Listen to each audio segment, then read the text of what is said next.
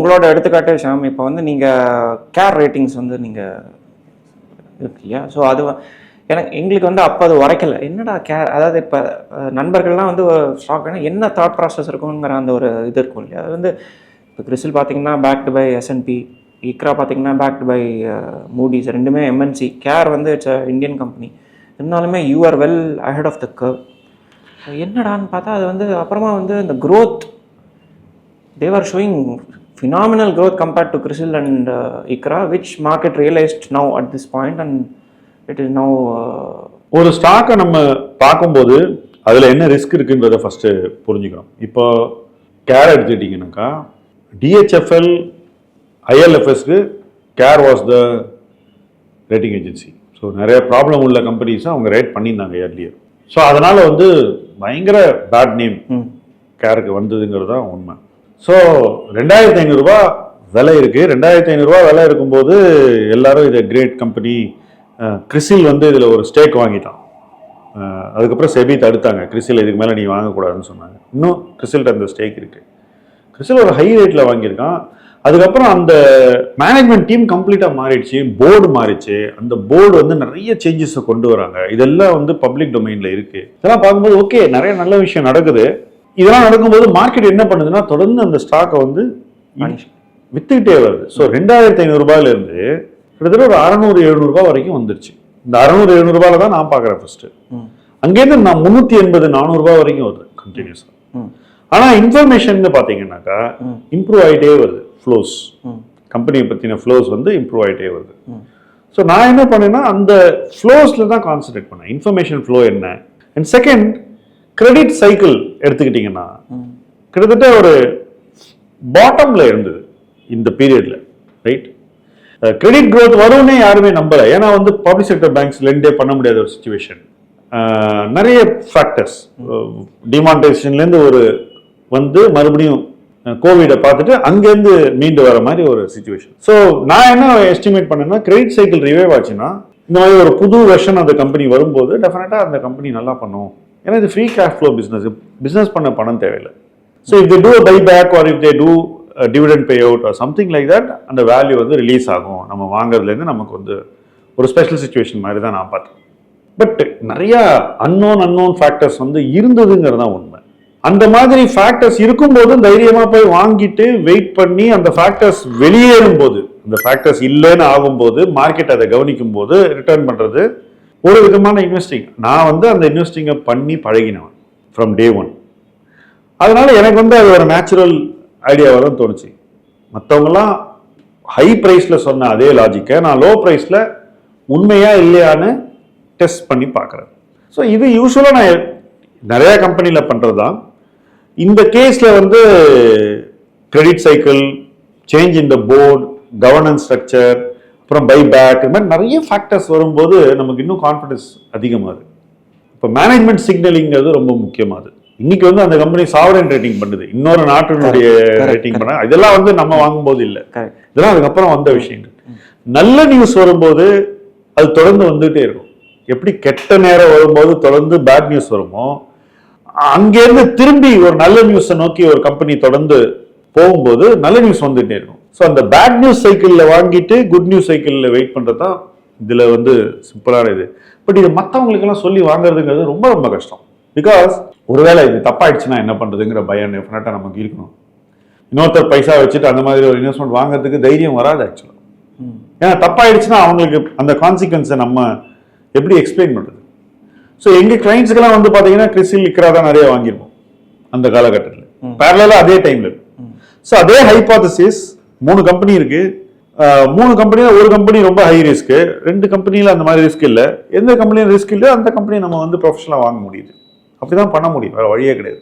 இல்லைனா என்ன ஆகும், அது தப்பாயிடுச்சுன்னு வச்சுக்கலேன், அது நமக்கு ஃபர்ஸ்ட் ரெப்புடேஷன் லாஸு, கிளைண்ட்டுக்கு ஃபைனான்ஷியல் லாஸு, அவங்க கான்ஃபிடன்ஸ் போயிடும், நம்ம மேலேயும் போயிடும், அந்த ஸ்டைல் ஆஃப் இன்வெஸ்டிங் மேலேயும் போயிடும். ஸோ இதெல்லாம் இறக்காம மேனேஜ் பண்ணுறது it's a tight rope work. But பர்சனலாக I am ready to lose. See, I am ready to lose, but I don't want others to lose because of me. So அந்த ஒரு differentiation வந்து நான் கிளியராக இருப்பேன் எப்போவுமே. ஸோ நிறைய டெசிஷன்ஸ் நான் எடுத்திருக்கேன். ஒரு 15-20 இயர்ஸில் நான் ஒரு 100 டெசிஷன் எடுத்திருப்பேன். 1 or max 2 தப்பாக இருக்கும். பட் அதெல்லாம் வந்து நீ சொல்ற மாதிரி எரர் ஆஃப் கமிஷன் வராதுன்னா வரத்தான் செய்யும். என்னை பொறுத்த மட்டும் அந்த ரேட் கம்மி, மறுபடியும் வருமா எரர் ஆஃப் கமிஷன், நம்ம தேர்வு தப்பாகுமானா இந்த மாதிரி ரிஸ்க் எடுத்து பண்ணும்போது நிச்சயமா வரும். அப்ப கேர்ஃபுல்லா தான் இருந்தானு ஒரு வழியே கிடையாது. மற்றவங்கள்ட்ட எல்லாம் சொல்லி அவங்களுக்கு பாதிப்பு வராத வகையில நம்ம இருந்தா நமக்கு நல்லது. அதுதான் நான் ரொம்ப கேர்ஃபுல்லா இருக்கணும்னு நினைக்கிறேன். பட் எக்ஸ்பிளைன் பண்றதுக்கு நான் தயங்கவே மாட்டேன், பர்சனலா நான் தயங்கவே மாட்டேன். பட் மற்றவங்களை அதில் இறக்கி விட மாட்டேன். பிகாஸ் அது ஏதாவது ஆச்சுன்னா அவங்க பாவம், C they will be facing the consequence. அது ஐ எம் ஆல்வேஸ் கேர்ஃபுல். இன்னொரு ஒரு டாபிக் ஷாம், இது வந்து இதை பற்றி நான் எழுதியிருக்கேன். அண்ட் நிறைய இதில் இப்போ நம்மளுடைய ஒரு காமன் நண்பரோட கூட வாட்ஸ்அப்பில் ஒரு விவாதம்லாம் நடந்தது. நீங்கள் அது படிச்சிங்களான்னு தெரியல. அதாவது இந்த நிஃப்டி பற்றி ஷாம், இப்போ வந்து எப்படின்னா, இப்போ small cap and mid cap வந்து பயங்கரமான ஒரு வளர்ச்சி பார்த்துருக்கு லாஸ்ட் ஒரு 4-5 இயர்ஸாக. கிட்டத்தட்ட 2x 2.5x ஆஃப் நிஃப்டிங்கிற மாதிரி அது பண்ணியிருக்கு. ஸோ இப்போ ஆட்டோமேட்டிக்காக வந்து என்ன ஒரு ஒரு இது பார்க்குறேன்னா வந்து, இப்போ கொஞ்சம் ஸ்மால் கேப் மிட் கேப் எல்லாம் குறைச்சிருங்கோ, அது ஒன் ஆஸ்பெக்ட். அது வந்து கரெக்டு தப்புங்கிறது காலம் சொன்னோம், அது சொல்லட்டும். அதை வந்து இப்போ லார்ஜ் கேப் நிஃப்டி மாதிரி எடுத்துன்னு போயிடுங்க அப்படிங்கிறது வந்து ஒரு தாட் ப்ராசஸ் இப்போ வந்துட்டுருக்கு. அதில் எனக்குன்னு உருவாகிற கேள்விகள் என்னென்னா வந்து, அது வந்து ஒரு லேசி வேயா? ஏன்னா வந்து ஃபார் எக்ஸாம்பிள் இப்போ நம்ம லார்ஜ் கேப்பை வந்து நம்ம நாஸ்டாக்கோட கம்பேர் பண்ணுறோமா அப்படிங்கிற மாதிரியான இப்போ என்ன வந்து இப்போ எனக்கு என்ன வந்து இப்போ நிஃப்டியில் இருக்கிற கான்ஸ்டியூன்ஸில் தான் வந்து டிஸ்ரப்ஷன் ரொம்ப ஜாஸ்தியாக இருக்குமோங்கிற மாதிரி. அந்த முன்னாடிலாம் வந்து you like India, you buy the top bank, you buy the top 4-wheeler company, buy the top 2-wheeler, you will make money அப்படின்னு தான் வந்து ஒரு 2 decades பேக். இன்றைக்கி என்னன்னா வந்து இப்போ 2-wheeler எடுத்திங்கன்னா வந்து ஒரு 3-player மார்க்கெட்டாக இருந்த செக்மெண்ட்டு இன்றைக்கி வந்து 15 பேர் இருக்கான். அவன் ஜெயிப்பானா தோப்பானாங்கிறது வேற விஷயம்.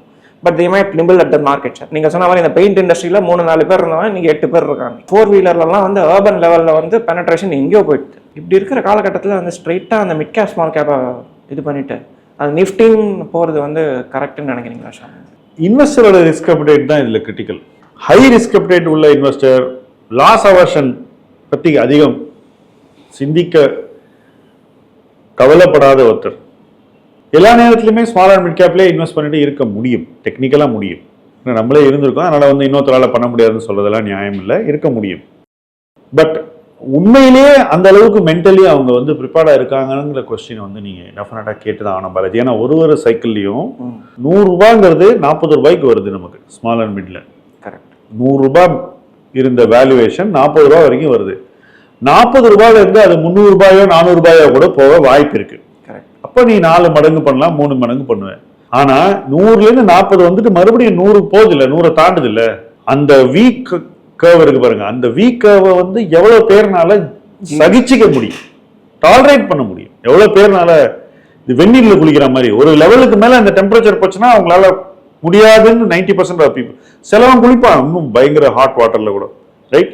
அல்ல காஃபி குடிக்கிற மாதிரி தூக்கி அப்படியே குடிப்பான் வாயில விட்டுட்டு. அந்த மாதிரி எல்லாம் வந்து எவ்வளவு பேரால முடியும்? So it's a personal thing. Okay, நிறைய பேரால பண்ண முடியாதுங்கிறதுனால தான் அவங்களுக்கு எது டாலரபிள் இருக்கோ அவங்க டாலரன்ஸுக்கு ஏற்ற மாதிரி இன்வெஸ்ட் பண்ண வச்சுட்டு நாளைக்கு இதே ஸ்பேஸ் இன்னும் கொஞ்சம் சேஃபர் ஜோனுக்கு வரும்போது அவங்கள இந்த ஸ்பேஸ்க்குள்ள கொண்டு வரலாங்கிறது ஒரு ஸ்கூல் ஆஃப் தாட். இன்னொரு ஸ்கூல் ஆஃப் தாட் வந்து இவங்களை எப்படியும் ஸ்மால் அண்ட் மிட்லேயே வச்சு மேனேஜ் பண்ண முடியுங்கிறது. இதுல தப்பு ரைட்டுன்னு ஒண்ணுமே கிடையாது. இப்போ என்னை பொறுத்த வரைக்கும் நான் ஒரு ப்ரொஃபஷனல் மேனேஜரா சொல்றேன், நான் வந்து I am leading more towards safe zoning people and then taking them back in to the risky zone. That is my thinking. Because அவங்கள மேனேஜ் பண்றது ஈஸி. அண்ட் எத்தனை பேரை மேனேஜ் பண்றதுங்கிறது ரொம்ப முக்கியம். இப்போ suppose I want to manage 10,000 people, then I can't keep them in the small and mid and make them go through that. அந்த ஒரு வாலட்டிலிட்டியை, அந்த ஏற்ற இறக்கங்கள், அந்த ஒரு ப்ரெஷரை அவங்கள வந்து நம்ம எக்ஸ்பீரியன்ஸ் பண்ண வைக்க தேவையில்லைங்கிறது என்னோட வியூ. அதுக்காக அந்த பக்கம் அவங்க போகவே கூடாதுங்கிறது என்னோட வியூ இல்லை. So the person who is handling the client has to take the call. இதுக்கு இன்னொரு ஃபிளிப் சைடு இருக்கு. இன்வெஸ்டர் தானே போய் இந்த மாதிரி ஹை ரிஸ்க் ப்ராடக்டை தொடர்ந்து வாங்குறான். இப்போ கீழே போச்சுன்னா அவன் எப்படி ரியாக்ட் பண்ணுவாங்கிறது யாருக்குமே இப்போ கவலை இல்லை. சப்போஸ் இந்த மாதிரி லட்சக்கணக்கான பேர் ஸ்மால் அண்ட் மிட்டை மட்டுமே வாங்கி இன்னைக்கு இருக்காங்க மார்க்கெட்ல, இவங்க வந்து ஒரு 1 year கழிச்சு ஒருவேளை அது கீழே இருந்துச்சுனாக்கா தொடருவாங்களா இல்லை பணத்தை வெளியே எடுப்பாங்களாங்கிற கேள்விக்குறி இருக்கு. எனக்கு சந்தேகம் இருக்கு. இருந்தா சந்தோஷம். பட் சப்போஸ் அவங்க வெளியே போனாக்கா என்ன ஆகும்? People like you and me who have the conviction, we have a choice. அவங்க கண்மூடித்தனமா விற்கும் போது நம்ம போய் வாங்கலாம் செலக்டிவா. அப்ப நமக்கு லாபம் கிடைக்கும்.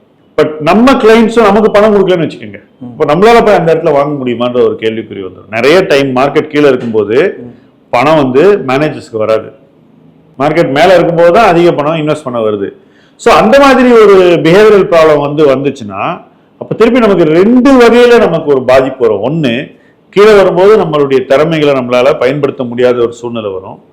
ரெண்டாவது, நம்ம கிளைண்ட்டுக்கு எதுவுமே செய்ய முடியாத ஒரு சூழ்நிலை இருக்கும். ஸோ இது வந்து நிறைய ஸ்மால் கேப் மிட் கேப் ஃபண்ட்ஸில் நான் பார்த்துருக்கேன், நிறைய மேனேஜர்ஸோடைய லைஃப்பில் நான் பார்த்துருக்கேன். பீட்டா அதிகம் உள்ளது, அதாவது ஏற்ற இறக்கங்கள் அதிகம் காட்டக்கூடிய ஒரு இடத்துல ஒரு சேஃப் ஜோன் கொண்டு போய் வச்சுட்டு அவங்கள திருப்பி கொண்டு வருது என்றைக்குமே ஒரு பேலன்ஸ்ட் அப்ரோச் நான் நினைக்கிறேன். அது ஒரு நல்ல மிடில் கிரவுண்ட், நடுநிலைன்னு சொல்லணும் தமிழ். அந்த இடத்துல இருந்தால் it is safer for the investor. இன்வெஸ்டருக்காக தான் சொல்லணும் ஒழிய பணம் நீங்கள் லூஸ் பண்ண போறீங்கன்றது என்னோட வியூ இல்லை. ஆனால் இன்வெஸ்டர் தன்னை ஹேண்டில் பண்ண முடியலன்னா என்ன ஆகுன்றது உனக்கே தெரியும். கரெக்ட். இப்போ நீ பார்த்துருக்க ஸ்மால் அண்ட் மிட் கேப் மட்டுமே பண்ணின அசெட் மேனேஜ்மெண்ட் கம்பெனிஸ் இருக்காங்க, அதுக்காகவே பீப்புள் அவங்கள்ட்ட போய் இன்வெஸ்ட் பண்றதை நீ பார்த்துருக்க. பட் ஒருவேளை ஒரு லார்ஜர் ப்ராடக்டே அவங்க ஒரே நேரத்தில் கிரியேட் பண்ணியிருந்தா, எப்பெல்லாம் ஸ்மால் அண்ட் மிட் கேப்ல ரிஸ்க் அதிகமா இருக்கும், நீங்க இப்போதைக்கு இதுல பணம் போடுங்க, அப்புறமா நம்ம அங்க போகலான்னு சொல்றதுக்கு ஒரு வாய்ப்பு இருக்கு. அந்த வாய்ப்பு இல்லாம இருக்கக்கூடாதுங்கிறது தான் என் வியூ, வேற ஒண்ணுமே கிடையாது. ஸோ அந்த இன்வெஸ்டருடைய ரிஸ்க் அப்பிடைட், அவனுடைய டாலரன்ஸ் ஃபார் தட் ரிஸ்க், இந்த ப்ரெஷரை அவனால் வித்ஸ்டாண்ட் பண்ண முடியுமான்றது ரொம்ப ரொம்ப கிரிட்டிக்கல்.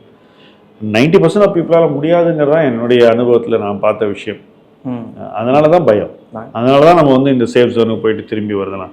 லார்ஜ் கேப்னா ஆட்டோமேட்டிக்லி சேஃப் அப்படின்னு நான் சொல்லலை, but relatively it is safer then the small cap when the market falls. So நம்ம பணத்தை வச்சுட்டு ஒளியறதுக்கு அது ஒரு நல்ல இடம்.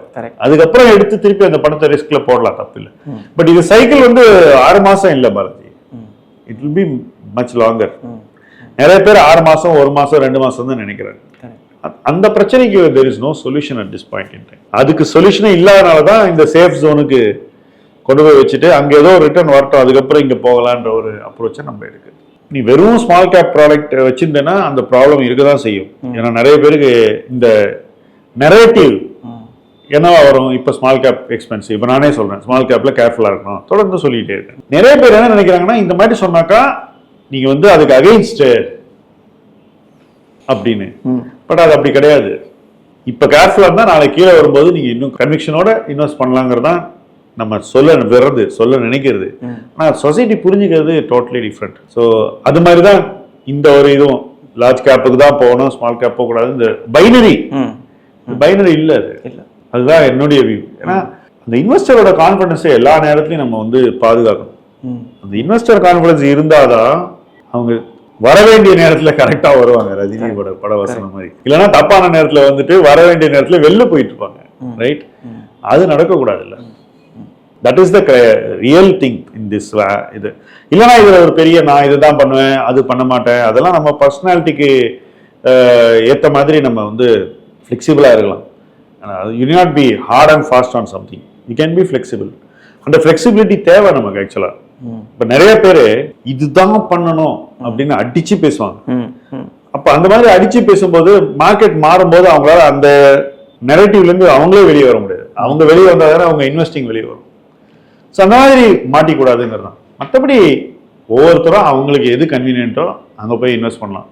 ஒரு வேடிக்கையான விஷயம் சொல்கிறேன், மியூச்சுவல் ஃபண்டில் தீமேட்டிக்கில் இன்வெஸ்டே பண்ணக்கூடாதுன்னு 10 வருஷம் முன்னாடி ஒரு தியரி, 10-12 வருஷம் முன்னாடி 13 வருஷம் முன்னாடி. ஏன்னா 2008ல் அந்த அடி வாங்கிட்டாங்க தீமேட்டிக்கில், 2000லேயே அடி வாங்கினாங்க தீமேட்டிக்கில் டெக்கு வாங்கி. பட் இன்னைக்கு தீமேட்டிக்கில் தான் பைசா ரிவர்ஸ்.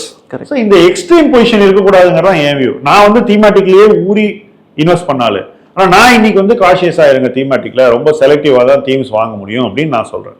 இப்போ நான் தீமேட்டிக் எதிரி இல்லை, அதை கையாள்வதற்கு ஒரு விதம் இருக்கு, அதுலேருந்து ரொம்ப தள்ளி போகக்கூடாதுங்கிறது தான் என்னோட view. So small and mid cap, இப்போ நீ ஒரு மேனேஜராக உங்கள்கிட்ட பணம் கொடுத்தா நீ ரெஸ்பான்சிபிலிட்டாக ஹேண்டில் பண்ணுவேன். பட் நான் மியூச்சுவல் ஃபண்டில் கொடுத்தா அவன் மற்ற நாள் காலையிலேயே போய் பணத்தை உள்ளே போட போகிறானா? இது ரெண்டும் ஒன்றா? நான் ஒன்று இப்போ கேட்குற கொஸ்டின், நீ கேஷ் வச்சுட்டு கூட நீ இன்வெஸ்ட் பண்ணுவேன், பட் அவங்க கேஷ் காலே எடுக்கிறது இல்லை, மறுநாளே போட்டுறாங்க உள்ள. இல்லை ரிலையன்ஸ் மாதிரி ஷேரை ஸ்மால் கேப் ஃபண்டில் வாங்குறாங்க, கரெக்டா? ரிலையன்ஸ், HDFC பேங்க், TCS மாதிரி ஷேரை இன்ஃபோசிஸ். ஸோ அதோடைய கேரக்டர் என்ன? நான் ஒரு ஸ்மால் கேப் ஃபண்ட் பார்த்தேன், சொன்னது பிக்கெஸ்ட் ஃபண்ட், அதில் ஸ்மால் கேப்பே இல்லை, ஆக்சுவலாக ப்ராக்டிக்கலாக இல்லை, பேரு தான் ஸ்மால் கேப். அதுக்கு நான் லார்ஜ் கேப் ஃபண்ட்லேயே போகலாமே, ஏன் லாஜிக்காக தான். ஸோ ட்ரூ டு லேபிள் இருக்காது, அல்லது எப்படி மறுபடியும் ஸ்மால் கேப் உள்ள போறதுங்கிறதுல ஒரு பிரச்சனை இருக்கலாம், ரிடம்ஷன்ஸ் வரலாம், அப்போ வந்து வாங்க வேண்டிய நேரத்தில் பணம் வெளியே போயிட்டு இருக்கும். இதையெல்லாம் நம்ம பார்க்க வேண்டியிருக்குல்ல. இதெல்லாம் பார்க்காம நம்ம இன்வெஸ்டரா இருக்கவே முடியாது. ஏன்னா நம்ம பணம் இல்லை, இன்னொருத்தரோட பணம். அவங்க எப்படி ரியாக்ட் பண்ணுவாங்கன்றது நமக்கு எல்லா நேரத்துலையும் ஒரு பாயிண்ட் ஆஃப் கன்சர்னா இருக்கும். நம்ம மைண்ட்ல அது ஓடிக்கிட்டே இருக்கும். அவங்க எப்படி ரியாக்ட் பண்ணணும்னு நம்ம நினைக்கிறோமோ அதுக்கு அவங்கள பக்குவப்படுத்திக்கிட்டே இருக்கணும். அப்போ நீங்க வாங்குன்னு சொல்லும்போது அவங்க அந்த ஹை ரிஸ்க் டீம்லயும் பணம் கொடுப்பாங்கன்னு நான் நினைக்கிறேன். That is my experience. Because I have told the truth when it was a time for them to absolutely know the truth. இல்லைனா என்ன ஆகும், நம்ம சும்மா இருந்தோம்னு வச்சுக்கலாம், அப்புறம் லேட்டர் போய் சொன்னா அன்னைக்கு நீங்க ஒண்ணுமே சொல்லலைன்னு கூட கேட்கலாம். ஸோ நம்ம அதை டிரான்ஸ்பரண்டா அந்த கம்யூனிகேஷனை மெயின்டைன் பண்ணோம்னா அப்போ உரிய நேரத்தில் வாய்ப்பு நல்லா இருக்கும்போது அப்போ அந்த இன்வெஸ்டர் வந்து he will come forward. That is the basic principle of this. இப்போ நிறைய விஷயம் டிஸ்கஸ் பண்ணோம். இப்போ வந்து எப்படின்னா இப்போ ஃபைனலாக வந்து இப்போது market doesn't react to the same thing in twice. அதாவது இப்போ கிரேட் ஃபைனான்ஷியல் கிரைசிஸில் ஒரு பெரிய சரிவை பார்த்தோம் 2008. ஆனால் 2023 சிலிகான் வேலி பேங்க் கிரைசிஸில் வந்து அந்த தாக்கம் அவ்வளோ பெருசாக ஒன்றுமே இல்லவே இல்லை. அதே மாதிரி ரஷ்யா யுக்ரைன் வார் முதல்ல அந்த 2021 ஒரு ஒரு ஃபியர் உண்டாச்சு. அதுக்கப்புறம் அந்த சப்சிக்வெண்ட் அந்த இஸ்ரேல் ஹமாஸ் வார்க்கெல்லாம் அந்த அளவுக்கு அந்த தாக்கம் பெருசாக கிடையாது. இப்போ ஏன் இந்த கேள்வியை கேட்குறேன்னா, இப்போ வந்து இப்போ 2018 வந்து இந்த ட்ரம்ப் 1.0 வந்து இந்த டேரிஃபோட இந்த ட்ரெய்லரை வந்து ஒரு மாதிரி பார்த்துட்டு அந்த டேரிஃப்ஸ் எல்லாம் சப்சிக்வெண்ட்டாக அந்த பைடன் அட்மினிஸ்ட்ரேஷனும் அதை கண்டினியூ தான் பண்ணாங்க. அது வந்து ரிவர்ஸ்லாம் பண்ணல. இப்போ அகெயின் இந்த டேரிஃப்ஸோட டாக்கெல்லாம் எங்கே பார்த்தாலும் இந்த டேரிஃப் 2025 வந்து டேரிஃப் தான் அது இதுன்னு ஒரு கன்சென்சஸ் வியூவே வந்து டேரிஃப் போட்டு அப்படியே பயங்கரமாக மார்க்கெட் இதுவாகுங்கிற மாதிரியான ஒரு வியூ இருக்குது. எனக்கு என்ன ஒரு தாய்மான கருத்து என்னன்னா, அது ஆல்ரெடி பார்த்தாச்சு. நம்ம 2018 அதை ட்ரெய்லராக பார்த்தாச்சு. ஸோ அதே மாதிரி இதில் அந்த அளவுக்கு அந்த தாக்கம் வருமானு எனக்கு தெரியலங்கிற மாதிரியான ஒரு கொஸ்டின் தான் எனக்குள்ள வந்துட்டு இருக்கு. நீங்க எப்படி ஃபீல் பண்றீங்க? சி, ட்ரம்ப் அட்மினிஸ்ட்ரேஷன் வந்து என்னெல்லாம் செய்ய போறாங்கன்னு ஒரு பெரிய லாண்ட்ரி லிஸ்டே இருக்கு. ஸோ இதுல ஒன்னொன்னாதான் அவங்களால செய்ய முடியும். எல்லாத்தையும் ஒரே ஸ்டோக்ல அப்படியே பண்ணி எல்லாம் அங்கே எடுத்தோம் கவுத்தோம்லாம் அவங்க பண்ண முடியாது. இந்த பைடன் அட்மினிஸ்ட்ரேஷன் வச்சிருக்கிற லீகசி இஷ்யூஸை அவங்க ஃபர்ஸ்ட் க்ளோஸ் பண்ணணும். யுக்ரைனை சரி பண்ணணும், அப்புறம் பங்களாதேஷை சரி பண்ணணும். இந்த மாதிரி நிறைய அவங்களுக்கு இஷ்யூஸ் இருக்குன்னு வச்சுக்கோங்களேன். ரஷ்யாவோட ரிலேஷன்ஷிப் எப்படி எங்கே வைக்கணும்னு டிசைட் பண்ணணும். சைனாவோட ட்ரேடை வந்து இப்போ இருக்கிற மாதிரி வைக்கணுமா, இல்லை ரிலேஷன்ஷிப்ஸை வந்து கண்டிஷன் போட்டு இம்ப்ரூவ் பண்ண போகிறாங்களான்னு. ஸோ நம்ம அவங்க செய்வாங்கன்னு நினைக்கிற நிறைய விஷயங்கள் அவங்க செய்யாமல் கூட போகலாம். ஸோ நம்ம எதிர்பார்க்காத நிறைய விஷயங்கள் கூட அவங்க செய்யலாம். ஸோ இதுக்கு வந்து நம்ம பயந்து முன்னாடியே ரியாக்ட் பண்ணுறதோட ஆஸ் இட் அன்ஃபோல்ட்ஸ் நம்ம ரெஸ்பாண்ட் பண்ணுறது தான் பெட்டர்னு நான் நினைக்கிறேன். ஸோ அவங்க என்ன பண்றாங்கன்றத கண்டினியூஸா வாட்ச் பண்ணணும்.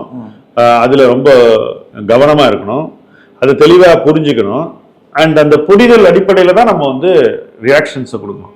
நம்ம ஊர்ல பண்ற மாதிரி பொலிட்டிக்கல் ரியாக்ஷன் மாதிரி பண்ணக்கூடாது. எல்லாத்துக்கும் நம்ம ரியாக்ட் பண்ணிட்டே இருக்கோம், அந்த மாதிரி பண்ணக்கூடாது. பண்ணா நம்ம இன்வெஸ்டிங் அதை வந்து அஃபெக்ட் பண்ணிடும். பட் ஒரு விஷயம் ஃபார் ஷுவர், யூஎஸ் எக்கானமியை இன்னைக்கு இருக்கிற சிச்சுவேஷன்ல இருந்து தூக்கி விட வேண்டிய ஒரு இடத்துல இந்த கவர்மெண்ட் இருக்கு. அவங்களுக்கு அது நிர்பந்தம்.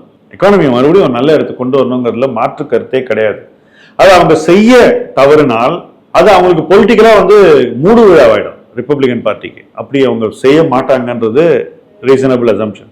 ஸோ அவங்க நிறைய முடிவுகள் எடுப்பாங்க. சில முடிவுகள் நமக்கு பிடிக்காததா இருக்கலாம், நிறைய முடிவுகள் நம்ம எதிர்பார்த்ததோட தாக்கம் குறைவாக இருக்கலாம். இதை பார்த்து பார்த்து பார்த்து தான் நம்ம வந்து வியூ ஃபார்ம் பண்ணோம். பேனிக்கா இன்னைக்கே இப்படிலாம் ஆயிடும் அப்படியெல்லாம் ஆயிடும்னு சொல்ல வேண்டிய அவசியம் இல்லை. மார்க்கெட் அப்படி நினைக்கல. நீங்க பாருங்க, சோலாருக்கு பைடன் இருந்ததை விட ட்ரம்ப் வந்து கம்மியா தான் சப்போர்ட் பண்ணுவார். பட் இப்ப சோலார் இண்டஸ்ட்ரியில பெருசா ரியாக்ஷன் ஆயிருக்கான்னு பாத்தீங்கன்னா ட்ரம்ப் அதுல இருந்து வரல. ஆயிலுக்கு ட்ரம்ப் சப்போர்ட் பண்ணுவார்னு பிராட் எக்ஸ்பெக்டேஷன், கன்சென்சஸ் வியூ. ஆனா நீங்க போய் இன்னைக்கு எக்ஸானோட வேல்யூவேஷனையும் அந்த ஆக்சிடென்டல் பெட்ரோலியமோட வேல்யூவேஷனையும் பாருங்க. பாட்டம்ல இருக்கு சார்ட் எல்லாம் பார்த்தா வேல்யூ ஸ்டாக் வந்து 6 நாள் இறங்கிச்சுன்னு கிண்டல் பண்றாங்க. வேல்யூ இன்வெஸ்டர்ஸ் வந்து 6 நாள் ரெட் பேண்ட் போட்டாங்கன்னு டெக்னிக்கல்ல போட்டு சார்ட் போட்டு கலடா பண்ணிட்டு இருக்காங்க. அப்பனா என்ன அர்த்தம்? மார்க்கெட் வந்து இந்த விஷயத்தை வந்து கடந்து போயிட்டு இருக்குன்னு தானே அர்த்தம். அப்படி பயந்துச்சுன்னா மார்க்கெட் வந்து சோலார் ஸ்டாக் எல்லாம் அடிச்சுட்டு ஆயில் ஸ்டாக் எல்லாம் கூட்டிடணும். அப்படிலாம் எதுவுமே நடக்கல. So market seems to know. அப்படிதான் நான் நினைக்கிறேன். Market always knows better then what we think. And மார்க்கெட்டினுடைய வேகம் வந்து பல தருணங்கள்ல நம்ம எதிர்பார்க்கறதோட ஃபாஸ்டாகவும் இருக்கும். And governments may not take extreme decisions. They may take tough decision, but ஒரு லிமிட்டோடு நிறுத்திப்பாங்க. ஒரு பேலன்ஸ் இருக்கும்னு நான் நினைக்கிறேன். ஸோ இந்த ட்ரம்ப் என்ன பண்ணுவாருங்கிற ஒரு பூச்சாண்டி வந்து என்னை பொறுத்த வரைக்கும் கொஞ்சம் எக்ஸாஜரேட்டட் தான். I agree with you. But அதுக்காக அவர் ஒண்ணுமே பண்ண மாட்டாருன்னு நான் நினைக்கல. So the truth is somewhere in between. அது நம்ம அப்சர்வ் பண்ணி அனலைஸ் பண்ணி அசஸ் பண்ணி புரிஞ்சுக்கிட்டு தான் நம்ம வந்து டிசைட் பண்ண முடியும். பிளைண்டா நம்ம ஊர்ல பண்ற மாதிரி வியூ எடுக்கக்கூடாதுங்கிறது தான் என்னுடைய view. So thanks Balaji, thanks for coming. I think you done 3 episodes and it was really a pleasure talking to you and let's do more. Thank you so much, Shyam. Pleasure.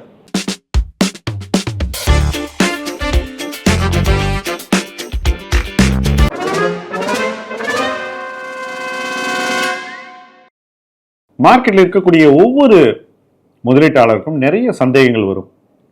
Personal ஃபைனான்ஸை பற்றி, mutual ஃபண்ட்ஸை பற்றி, dead இன்வெஸ்டிங்கை பற்றி, கோல்டை பற்றி, சில்வரை பற்றி, பிஎம்எஸை பற்றி, இண்டெக்ஸை பற்றி, portfolio எப்படி உருவாக்குவது அப்படிங்கிறத பற்றி, நாம் எப்படி ஒரு பெட்டர் இன்வெஸ்டர் ஆகிறதுன்றத பற்றி, இப்படி பல கேள்விகள் உங்களுக்கு வரும். இந்த கேள்விகளுக்கு ஈஸியாக விடை கிடைப்பது இல்லை என்று பலர் நம்மிடம் சொல்கிறார்கள்.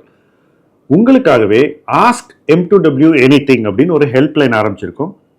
இந்த ஃபார்மை நீங்கள் ஃபில் பண்ணீங்கன்னா ஆட்டோமேட்டிக்காக உங்கள் கேள்விகளை நீங்கள் அந்த ஹெல்ப்லைன் மூலமாக எங்ககிட்ட நேரடியாக கேட்கலாம். நாங்கள் உங்களுக்கு பதில்களை கொடுப்போம்.